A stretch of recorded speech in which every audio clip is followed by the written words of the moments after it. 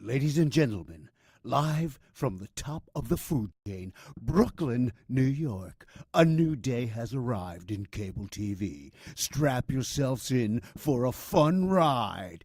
It's the Cyclone Variety Show. Now here's your host, Cyclone! Thank you, Chucky. And boy, is this going to be a really exciting show. It's a promise I give to you. But you know, this week actually kind of feels like that whole Back to the Future space-time continuum thing.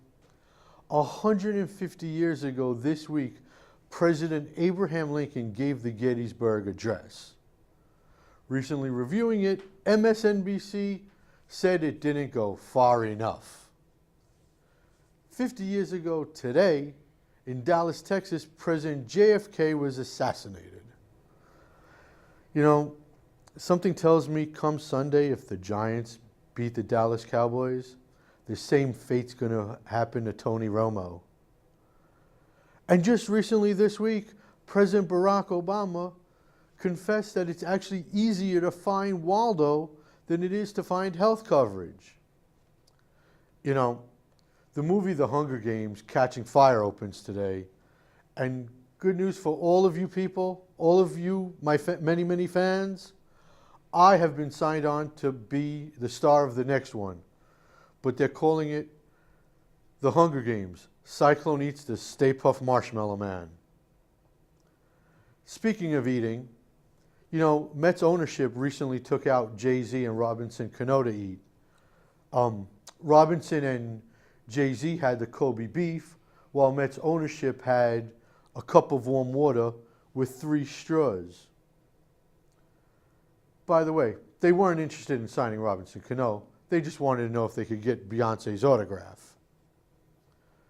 And you know, everybody's actually still all abuzz about Alex Rodriguez's temper tantrum in the Major League Baseball office. It actually kind of reminded me of the movie Animal House.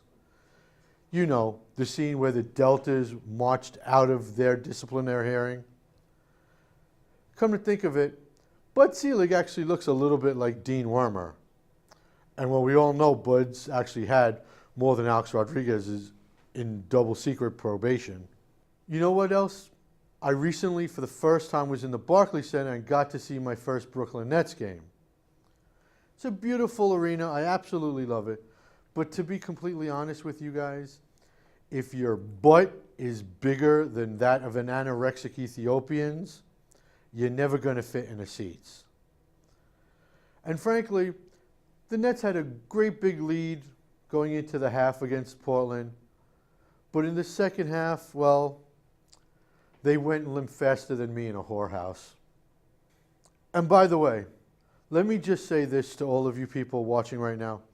If you put up your Christmas lights before Thanksgiving, that's sort of like putting your socks on over your shoes.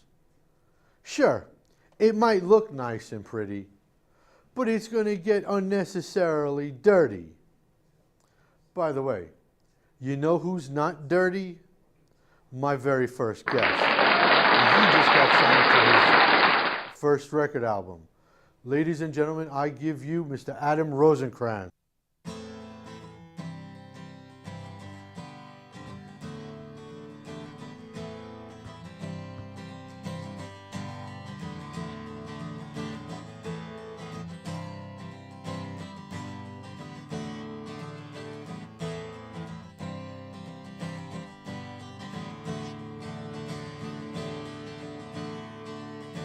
Threads of light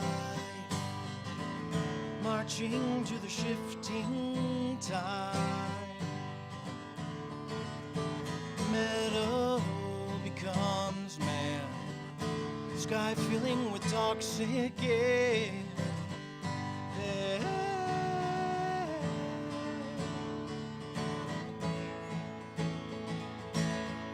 The sky turns to black.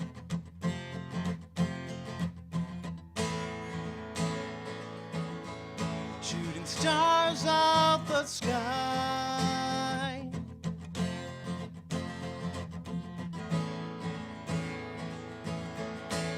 the sky turns to dust.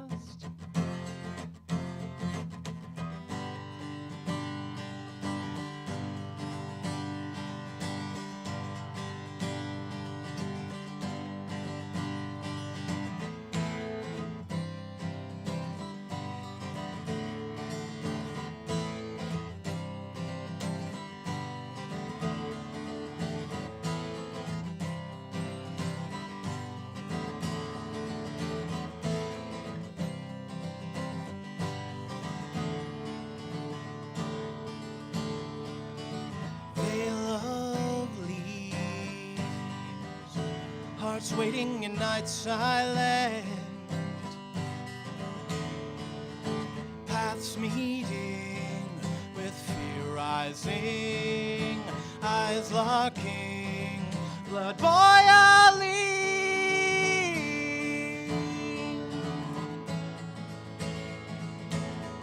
The sky turns to black.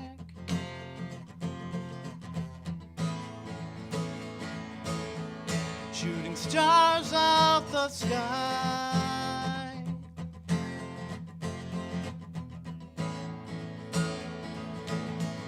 The ground turns to dust.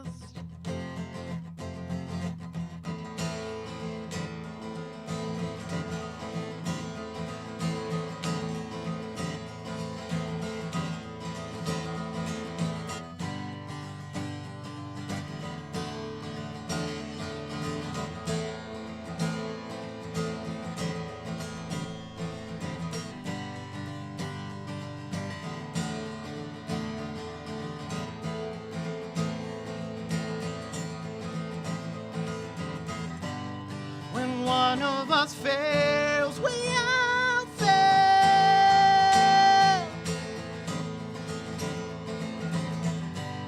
When one of us falls, we all fall down. When one of us dies, we all die.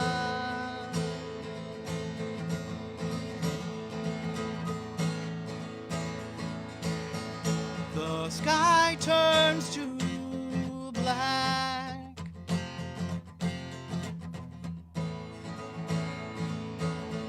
Shooting stars out the sky.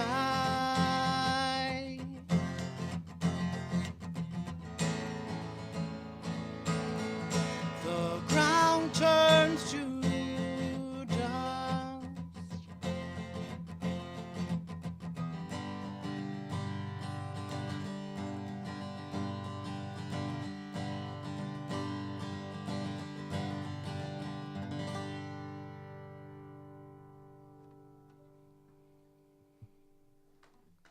Well, Adam, that was really, really good. Thank you. Can you play us another song a little bit later? Sure. Okay, cool. Now, for an incredibly funny...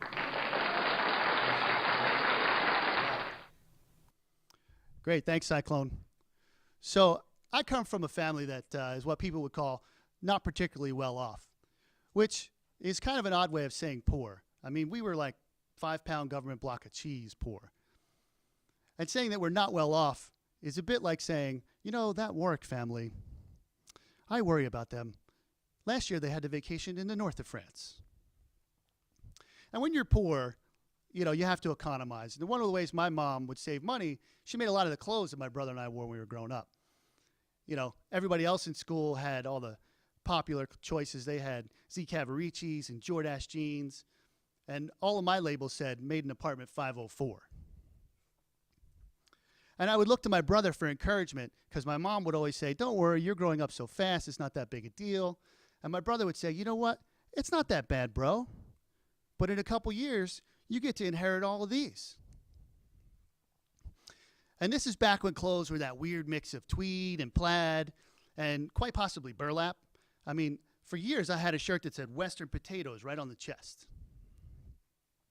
I used to dread we would take the monthly trip to Levine's Fabric Emporium, and my mom, we'd be walking in and she'd pass us by everything that was plaid and paisley and popular, and she'd say, come on, kids. all the good deals are in the upholstery section in the back. And apparently, it was cheaper to buy everything by the roll because my brother and I always had matching outfits. I still have that picture from Christmas 1977 on my grandmother's couch. It's my grandparents and my mom. And if you look closely, on either end, there's my brother and I, just like two throw pillows. Another thing my mom would do to save money is she used to bring things home to fix them up, which describes her taste in men, but also has to do with all the furniture that was in our house. One time, a friend of mine came over and he's like, I'm pretty sure that's my sister's dresser that we threw out. And I was like, no, dude, you can tell by the paint that it's brand new. And he said, but you can tell by the Wonder Woman sticker that it's not. Yeah, my mom was really early on this whole recycling thing. Back then, all of our neighbors just happened to call it trash picking. So I ran into an ex-coworker the other day who introduces me to his wife. And he's like, honey, this is that guy that I was telling you so much about, Reggie.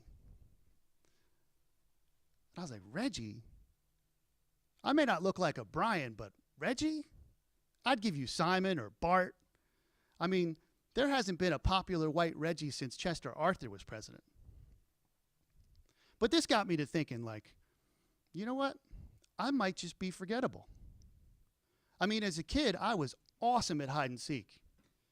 I was so good, our last game, still going. And the other day, I got tagged in a photo as some random guy. Thanks, Uncle Bill. One day, I was in the coffee shop. I got up to go to the restroom. I come back. There's a guy in my seat working on my crossword. My girlfriend didn't even notice. And one year, my friends threw me a surprise birthday party. And as I walked in, only one person shouted. And he said, hurry up and hide, you'll ruin the surprise. And then when I was in college, my grandparents mistakenly took my roommate out to dinner instead of me. He's black. All right, thank you guys. My name's Brian Warwick. Thanks a lot, Brian. You were absolutely hilarious. And now it's time to get serious. And by serious, I mean talking to a pit bull of a president, the president of the Warriors of Wrestling. Joe Bellini. Joe, thanks for, first of all, stopping by. I appreciate it. Anytime. So let me ask you right off the bat, did you have a favorite wrestler growing up? As a kid, I was a fan of a tag team called the British Bulldogs. They were a tag team in the 80s, late 80s. In the WWF, they were tag team champions. It was David Boy Smith and the Dynamite Kid. David Boy Smith actually has passed away, and Dynamite Kid is in a wheelchair. Nice. So, did you have a background in wrestling before you got involved in WOW? Well, before Warriors, I was wrestling. I started wrestling professionally. I was trained actually here in Brooklyn at Gleason's Gym by Johnny Rods. Trained there for a number of years and had a fallout in 2007, about halfway through 2007. And, he pissed me off, and I seen that he had no clue what he was doing as far as running shows. And I was like, I'm going to run one show, and I'm going to show you how to run a show. And on December 1st, 2007, I ran the first Warriors Wrestling show. It was only supposed to be one show. Now, we did storylines just in case there was a second show. On December 14th, 2013, we'll have our 70th show. It's our 6-year anniversary show. Wow, that is awesome. Now, as the man in charge, do you have any further goals that you want for the company? I just want to see the company grow. I like watching the talent on the roster of the wrestlers grow as the company grows, but I really want to see the company, do more locations, maybe more regular shots throughout the 5 boroughs and into maybe Yonkers, Long Island, maybe upstate. Maybe go back into Jersey a little bit, maybe Pennsylvania. Anywhere we go, we would like to go. Now, there's a lot of indie groups out there. Mm-hmm. So what separates you guys from everybody else? Honest opinion? Yeah. I mean, you could let it all loose. Have you seen all these other indie shows? Well, I've heard of, and I've kind of not seen directly, but I've Look at these other indie companies. They bring in guys. Let's say you, for example. You're not a wrestler. But let's say you know 30 people. I could bring 30 people to your show. You have no clue what you're doing. You're not trained. you're not in shape. No offense. Right. True.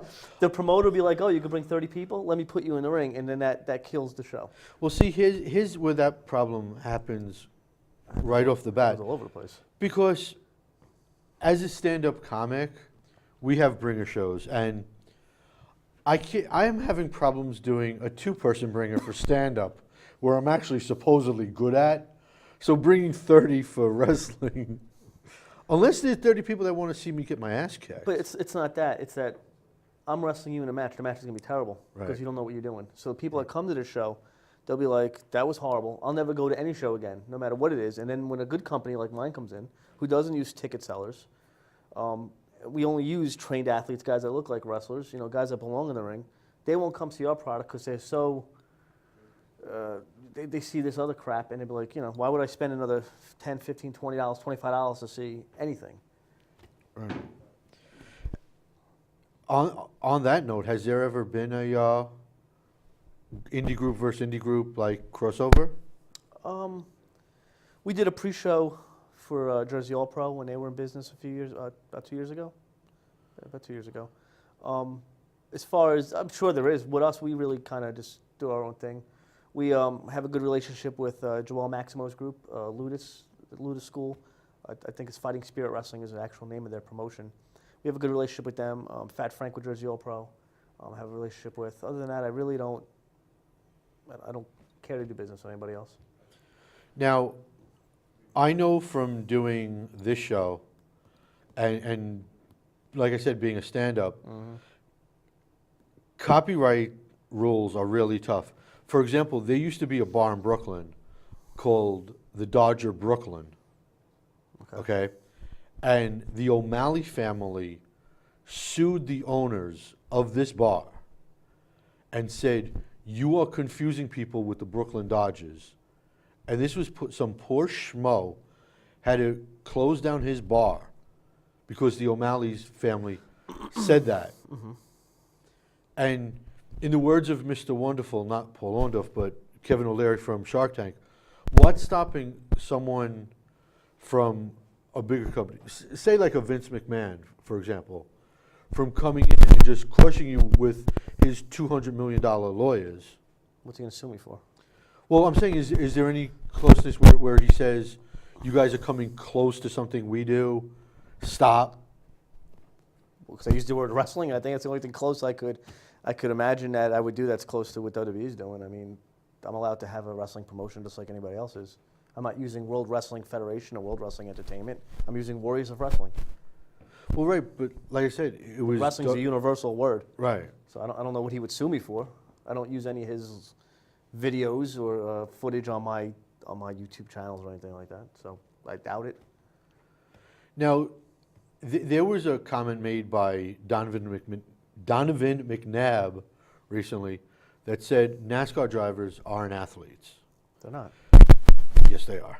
How are they athletes? They sit in the car and they turn left. Because they are. But there's always been the stigma with wrestling also. They're athletes, they're entertainers, it's real, it's fake. Where do you stand on it? You're going to compare a NASCAR driver to a No, professional wrestler? Well, look. Well, here, I'll tell you what. Is as far as... do you want me to debate the NASCAR question? Or? Well, no, I mean... I drove here in my car. I parked across the street. Does that make me an athlete for doing that? And I actually turned right a few times. I mean... Well, there's off-road racing, but I'm just saying that when... First of all, I think professional wrestling, the professional wrestlers themselves, and I'm not talking about, like I said, anybody who gets 30 people. I'm talking about the guys that actually are legit, the guys that actually take this seriously. In my opinion, they're some of the best trained athletes in the world. You could start working out and you could jog, all right? You're in pretty good shape. If I get you in a ring to train with me and I'm throwing you around and I'm bumping you around, you're going to blow up. You're going to be out of breath. It's a different workout than just getting on the treadmill or getting on the elliptical. It's so much more cardiovascular. And then to take that pounding, to be thrown around, to be falling. And I'm not talking about with chairs or any of that. I'm just talking about your basic, being body slammed or being arm dragged or anything like that. And getting up and moving. And how is that not an athlete? Where the guy's sitting in his car going like this. I just don't think that's... Well, see, here's where I say that wrestlers are more athlete than entertainer because But they're entertainers too. There is acting involved. There is. I'll tell you what. If I'm watching wrestling, forget about me being a promoter. Just watching on television. If the guy's boring and he's not doing nothing, then I won't watch it. So the guy has to be an entertainer. Hulk Hogan is probably one of the greatest entertainers of all time. right. But see, what I was thinking was that where football, baseball, basketball, hockey have seasons, and even though the off season's kind of expanding, and it's now year round training. Wrestlers, boxers, in that line of work, it's more year round where you don't have an off season. Well, it's all year round. Well, boxing, I don't know too much about it. Word UFC. I know these guys training all year, and then they have their fight, and then they'll be off for a few months, and then what have you, where a wrestler wrestles sometimes a few, I don't know what WWE's schedule is. I believe it's at least 4 times a week these guys are going, and then they're traveling, and they're working out, and they got to watch what they eat. So these guys are, their bodies are taking a beating, and they're doing this all year long. Right. At my level, it's once a month, twice a month, maybe 3 times a month. But it's all year long. It's not like Major League Baseball. I think is from, was it March, the end of March to October, beginning of November. Yeah. With obviously then they have the exhibitions and stuff. Right. As president of the company, if you could set up any match with either your roster, no, you know what? Let me change that. With any wrestler in the history of wrestling, if you can set up one match, what would it be? At anybody I could pick? Anybody, any type of a match. I mean, like your dream match. I went right off the top of my head. Dynamite Kid versus Chris Benoit. Wow. I don't think it's ever. I'm pretty sure it never happened. And Dynamite Kid was Chris Benoit's idol, and they have a very similar style. And Chris was a vicious beast, and laser fast. So was Dynamite Kid. Right. I think Chris Benoit was a little bit taller. Dynamite at one point was, I think, 2 1/4 at 5'8", and remember the Bulldogs. Yeah. Does it ever feel odd or strange mixing it up with a legend or people that you grew up watching? Like the Goldust, the Demolitions. Well, I didn't get in the ring with them, so I don't know. But having Demolition on my show was actually really cool for me because I grew up watching them when I was in junior high school. So, and I told them that when I met them. Other than that, the other guys, I'm like, whatever. But Demolition to me was because I grew up watching them. Right. But as far as being in the ring with them, I couldn't tell you. I didn't put myself against them. No, but like, does it feel odd, like being a kid growing up watching them, and now they're for a moment, yeah. I wouldn't say odd. It's I wouldn't say like low. It's a cool. It's like sometimes you're in awe like that, but then that only lasts like a moment. Then you realize you're here to do a job, and I'm so busy you see me at the shows, Absolutely. and I'm running around, and I know some people comment, I can't even talk to you at a show, and it's unfortunate. Then they blow up my phone, but I'm busy today at the shows. Has anyone ever turned you down for? As far as names, like legends? Not today. I mean, unless they were previously booked, no. If they were booked that day already, then yeah. But other than that, no. Okay, so what if you had to say one thing is more important than the other? Would it be showmanship or physique or mic skills or? It's all the same. It's all you have to. You don't want to go to a show and see somebody that looks like your next door neighbor or somebody that should be cutting your lawn. You want to see somebody that's at least in shape. I'm not saying they have to be 300 pounds or 6'9". Look the part. Look like what the inside of a gym looks like. Does everybody have to be good on the mic? No, because we'll assign you a manager. And with the manager, that's what made managers so great in the 80s. And I think that's something that at the WWE level right now is missing. And you have to entertain the crowd. You got to have the crowd is there because they want to be involved in the match. They don't want to just sit there. They want you to talk to them, and they want to yell or cheer or boo you, and they want to be involved in the show. That's a huge part of it. You could go out there and do the amateur wrestling. Right. And they're great athletes too. But it's how much of that can you see? True. I don't know if you'd want to say any names, but is there someone or more than someone maybe a couple on your own roster that you could see possibly in the future stepping it up, moving along to the big time? Yeah, absolutely. Absolutely. You want me to name the names? I mean, I guess I'll take. I'll there's take a, that there's as a few guys. One off the top of my because head. wait. Before you say, I'm sure when they're going to be watching, and then they're going to have problems with you. I don't. Well, that would be a first. But I don't want to be blamed, and then I get jumped because this would pretty never. face. There's a few guys on my roster. There's a guy. I'll tell you what. He's not on my roster anymore. Spartan. I don't know if you remember him. Yeah. He's actually involved at Ring of Honor right now. I don't know if he's on their full-time roster, but he's working with the company. I could see him, going places. His size might hurt him, but I definitely believe he has the talent. So he's not on my roster, so I could say him without getting anybody mad at me. But anybody out there watching, there's a few guys on my roster I feel could definitely make it to the next level. Oh, I see this locker room just savoring and the liquid coming I said down. a few guys. Right. I'm not going to say who. That's. They know who, Listen, but you know who you are. Presidents have to be political, and that was I'm perfect. not. I don't sugarcoat anything. I say what's on my mind. But they know who they are. If these are guys that know what they're doing in the ring, that know what the inside of a gym looks like, that actually give a damn, then Right. they don't. I don't need to say it. You want me to name one guy? I'll name one. No, I'll name one because he's my champion. Chris Steeler is a guy I can see on TV, and there's quite a few other guys I definitely can say the same about, but I'm not going to go through the whole list. But Chris Steeler is a guy on my roster. He's a WOW heavyweight champion.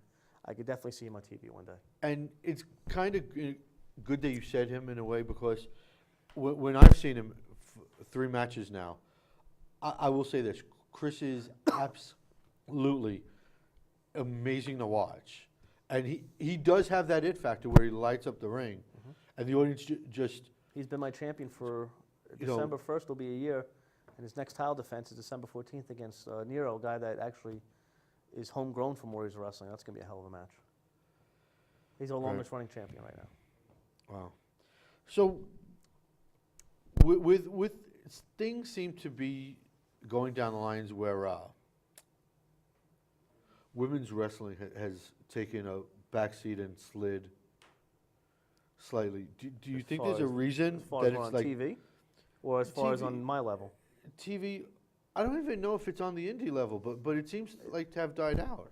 No, I think on TV there's tons of divas. That's what they're called now. Majority of them don't know what they're doing in the ring, and they're not there to wrestle. They're there for TNA. Right. Where years ago, these women actually were very tough. And I'm not saying there's some of them are tough, but majority of them are just there to be models. Right. On the indie level, there is some actual really good wrestlers. There's all women promotions, and they have like a niche audience. And I don't know how they do live. I know their DVD sales are usually pretty good because you got perverted people out there that want to see. And then they have different type of matches like wrestle barefoot and all different kinds of wacky crap. But actually, it does pretty well for the DVD sales. And by perverted, he actually means me. Yes, exactly.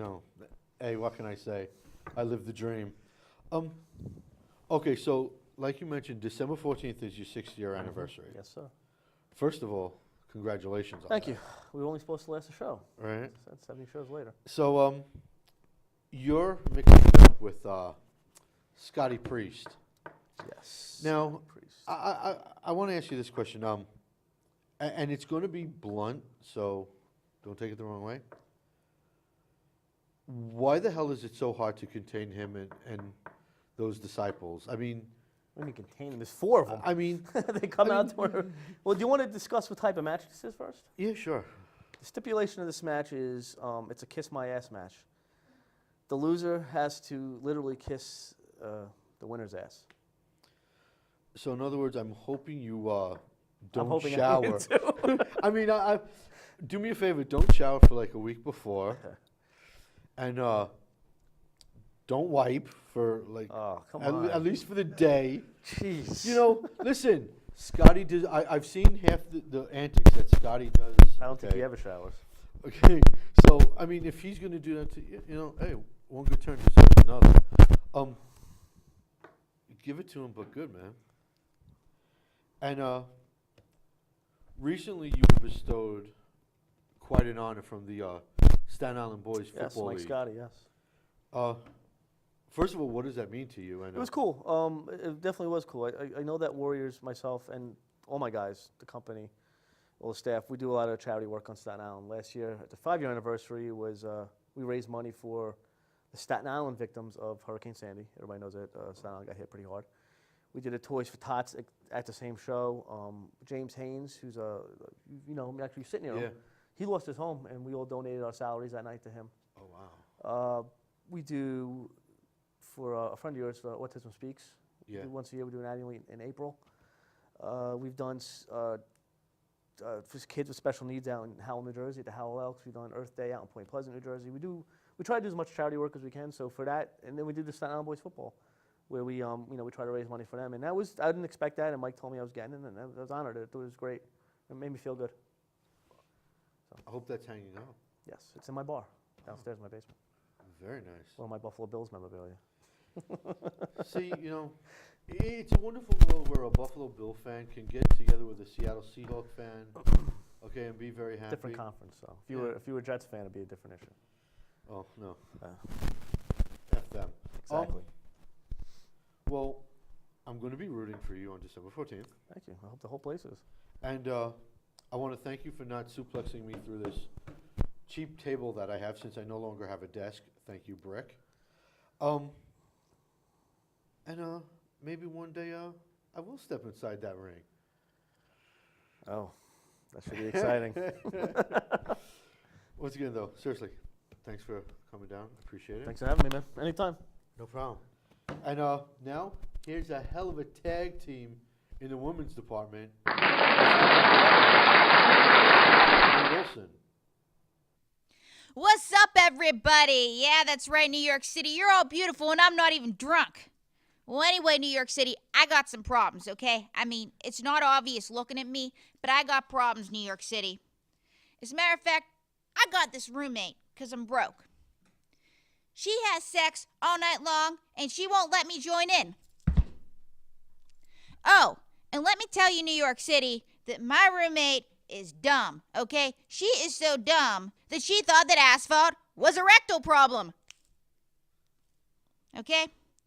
My roommate, New York City, is so dumb that she thought that manual labor was a Mexican. And let me tell you, New York City, that she is so dumb that she thought that an autobiography was a book on cars. Oh! I mean, New York City, my life's pretty miserable, right? I got all these problems, and then I got all these bad jokes. In New York City, they took me just seconds to write, and I promised my grandmother that I'd put them in the act, so be nice, okay? Anyway, my roommate was always stealing my thunder. You may have seen her on Rachel Ray. You may have seen her on Last Comic Standing 5, or you may have seen her working the casting couch at NBC. Ladies and gentlemen, please put your hands together for my friend and yours, the star of the Today Show, Mae Wilson.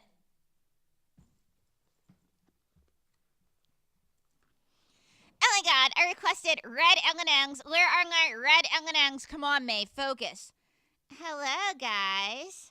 Why don't you clean my felt hands for some no strings attached fun? Come on, Mae, get on track. In case you can't tell, I'm the cute one. For your information, Mae, I'm seeing two men right now. Oh, you mean Gunn and Jerry?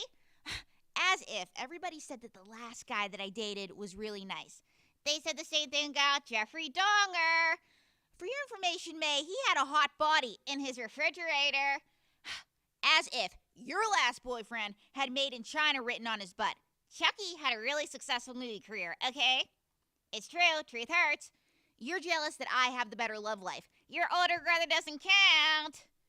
You know what, Mae? You can go to hell. Sorry, April. Wouldn't want to sit in your TV audience. Oh! You have problems. And you're standing here fighting with an inanimate object. April's got no friends. April's got no friends. Sing it, New York City. April's got no friends. April's got no friends. Shut up! You're just a puppet. Technically, the term is ventriloquist figure. However, I prefer organ-deprived with specific cloth needs. Whatever. You never say anything nice about me. Hey, girl, I'm so glad you stopped drinking. I got sick and tired of you slurring my words. That's... Why are you so mean?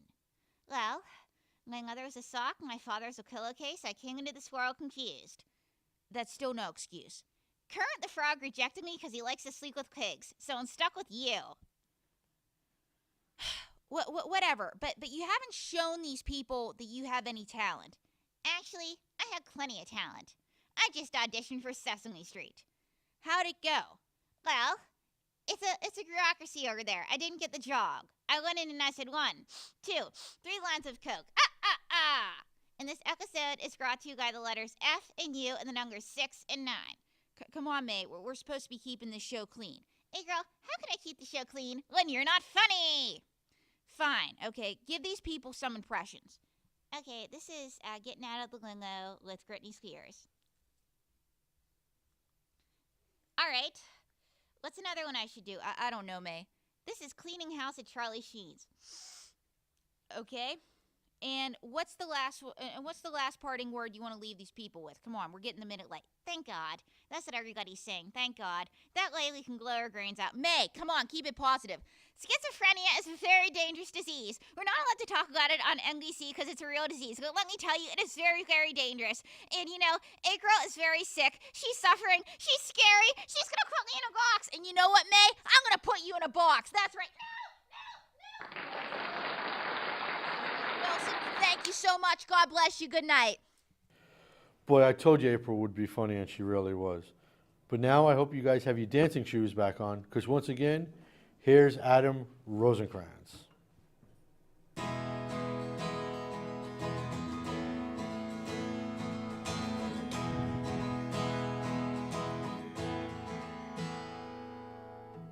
When will our past lie before us?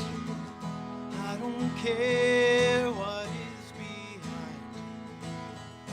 I don't know what I'm doing. I bet you've heard that all before. I know now.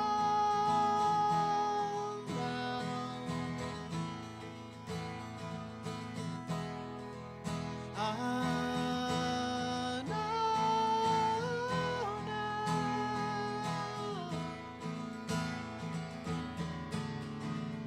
We are too far away.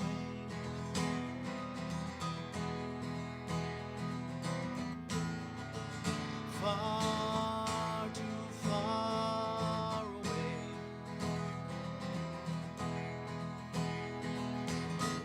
Flip the switch, see what light goes on.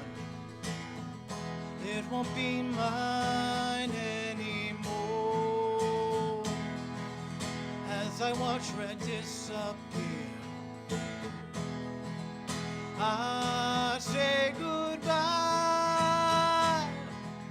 I know now. I know now.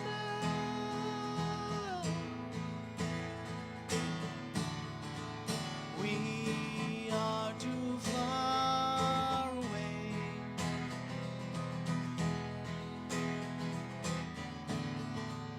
Far too far away.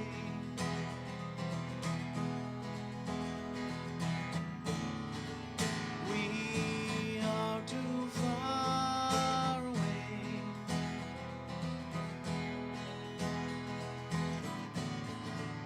Far too far away.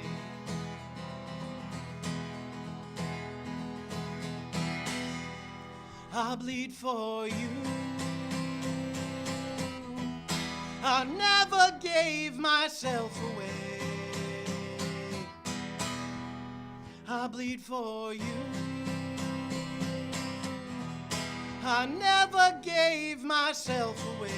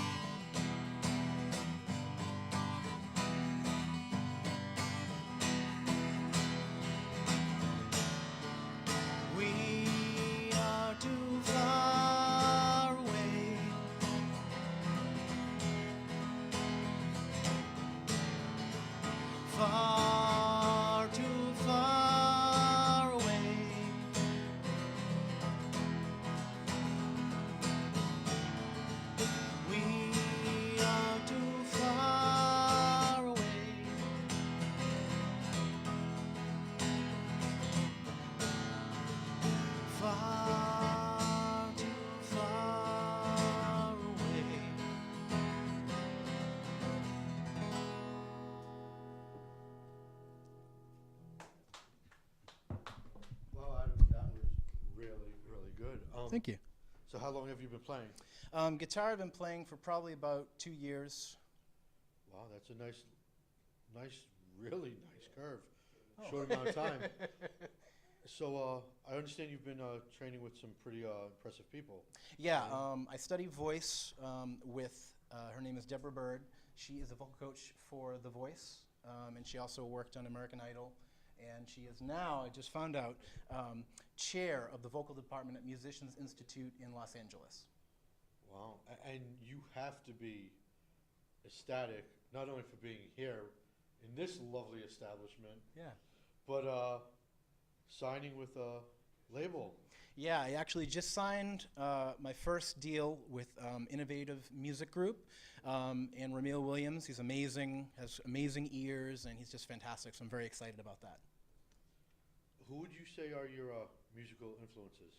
I would say, in no particular order, Neil Young, Queen, U2, John Lennon, of course, and the Beatles, and then I would have to say Led Zeppelin. Wow, that is an eclectic group of legends. Yeah. Oh, yeah. So, once again, I want to say thank you very much for stopping by. I Thank appreciate you. it. Thank you. Much success. Thank you. Remember, your debut was here with me, Absolutely. here at Brick. And you want to know who else is actually a legend, or at least on his way to be?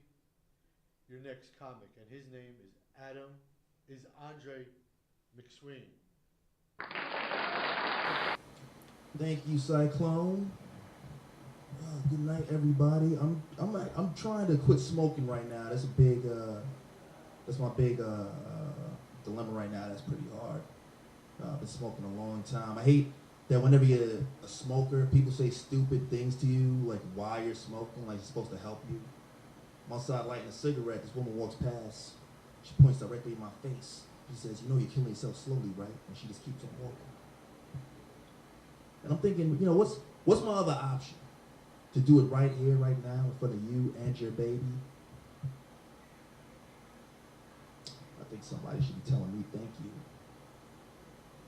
My boy told me, he's like, "Yo, if you start rolling your own cigarettes, you smoke less."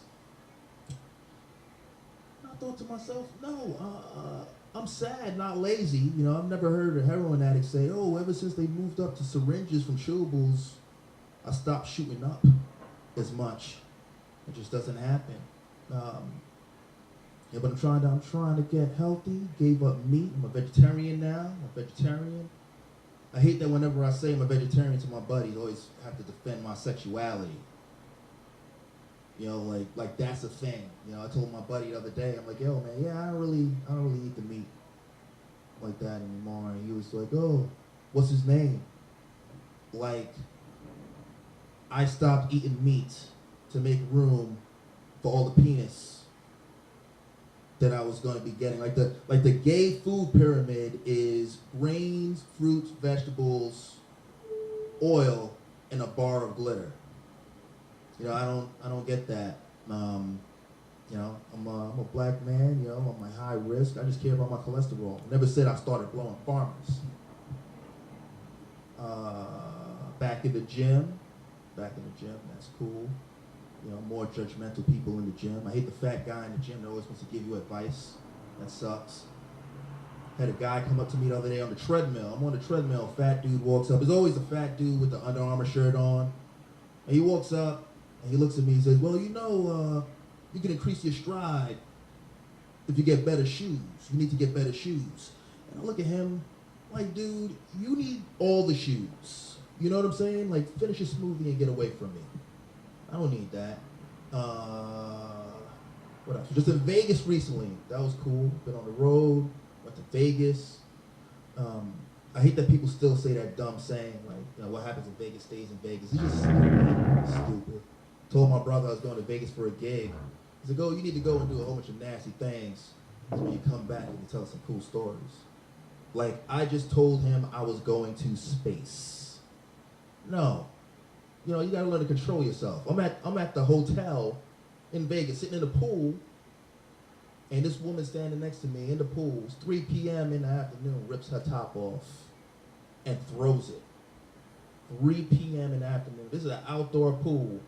She turns around and looks at me, and she says, well, you know what happens in Vegas stays in Vegas. And in my head, I thought, has anyone ever told her about Facebook? Are you serious? You are a hashtag away from losing your job. Be a lady. That's all I'm saying. Lots of judgmental people out there, man. You know, technology is beating us. Facebook. Paula Deen got caught being racist. You know, and a lot of people will say, oh, you know, Paula Deen's not racist. I'm like, yeah, Paula Deen is racist. The only problem was she got caught.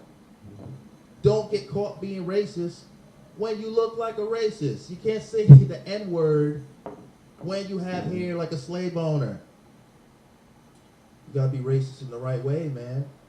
You know, I'm from New York City. Lived on my street 3 years. 3 years lived on my street, same neighbors. I'm walking home one night after a show, and I see one of my neighbors coming out of her house. Older white woman, she's digging in her purse. And she hits the sidewalk, she looks up, we make eye contact, she looked at me like she saw a bear. She took off running, ran through traffic.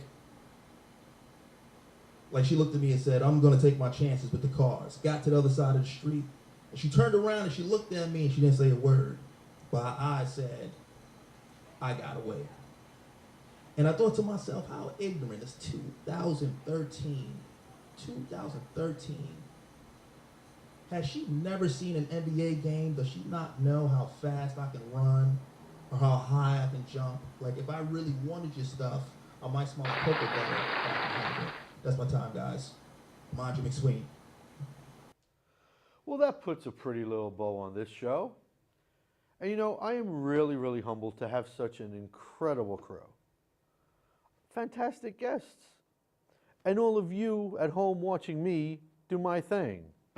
You know, I hope all of you have a wonderful holiday season, because we won't be around in December because everyone has to go on vacation. I'll be back in the new year with a whole new lineup, all new guests. So do me a favor.